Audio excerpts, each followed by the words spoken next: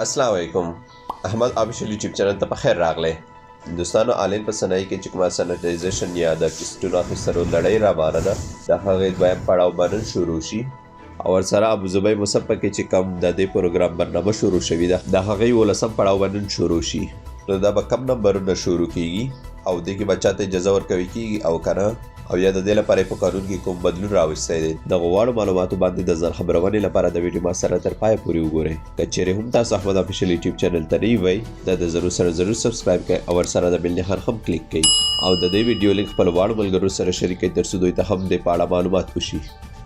ابوظبي مصفح کې کوم چې سانیټایزیشن پروګرام روان دی یا به په ساده ژبه ووایم کوم چې هلته د هغې سیمې اوسېدونکو څخه د کووډ-19 یا کرونا وایرس ټیسټ اخیستی کیږي. کلم چې ټيسټونو لړۍ بشپړ شي هغې نه پس هغه علاقه یا سیمه په کیمیاوي موادو باندې صفحه کیږي او بیا هلته ژوند په نورمال حالت کې کیږي. اوس دغه لړۍ به نن د اووم او اتم نمبر مصفح څخه شروع شي چې کوم به روزمره کار په معمول ډول کیږي خو هیچ چا ته به هم د دې ایریا څخه د بهر تللو اجازه وي او نه کوم بل چا ته د راتللو او بله ده چې په دې سیمه کې کوم غیر قانوني خلک اوسېږي هغه هم کولی شي چې د کووډ-19 یا کرونا وایرس ټیسټ ورکړي او د دې په دوران کې به دوی نه هېڅ پوښتنه نه کیږي.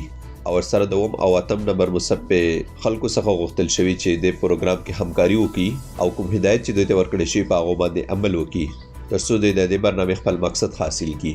او ورسره آنلاین صناعيه ایریا کې کوم چې دا پروګرام روان دی هلته به هم نن د دې پروګرام دوهم پړاو شروع شي. دوستان دلته ځایونه نه دي مشخص کړي چې صناعي کومه ایریا کې به وي خو د نقشه چې دوی په دې تصویر کې ورکړې ده نو دا به دلته شروع کیږي. دوی لکه څنګه چې مصفح کې هر نمبر اعلان کړی دی چې نن به موږ په دې نمبر کې سانیټایزیشن پروګرام شروع کوو. هماغه شانتي د آنلاین صنایع لپاره نه دی اعلان کړی خو د نقشه چې تاسو ته ښکاري نن به په دغه ځایونو کې د دې پروګرام لړۍ پیل شي. دا به د هغې پورې دوام لري تر څو پورې چې د دې ایریا خلک نه وي خلاص شوي. کلم چې د دې ایریا خلک خلاص شي یا د دوی څخه ټیسټ واخیستی شي هغې نه پس به د ایریا په کیمیاوي موادو باندې صفحه کیږي. د ایریا کې به روزمره کارونه په معمول ډول کیږي خو نه به د دې ایریا څخه چاته د بهر تللو اجازه وي او نه کوم بل چاته د ایریا ته د راتللو. کم چې غیر قانوني خلک دلته پاتې کیږي هغه کولی شي چې خپل ټیسټ ورکړي د دوی څخه به هېڅ پوښتنه نه کیږي او د دې ایریا یا د سیمې خلکو څخه غوښتل شوي چې په دې پروګرام کې همکاري وکړي او په هدایتو باندې عمل وکړي تر څو دوی د دې برنامې مقصد حاصل کړي.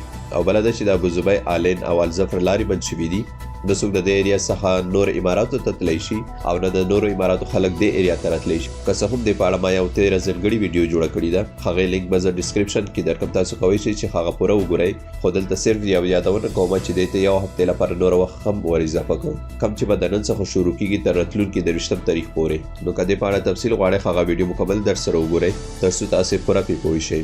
نور هم که چیرې تاسو احمد آفیشل یوټیوب چینل ته نوي وئ دا د ضرور سبسکرایب کړئ او ورسره د بیل نښان هم کلیک کړئ.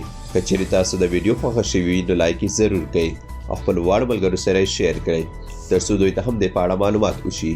نور به په الله سپارم. د الله په امان.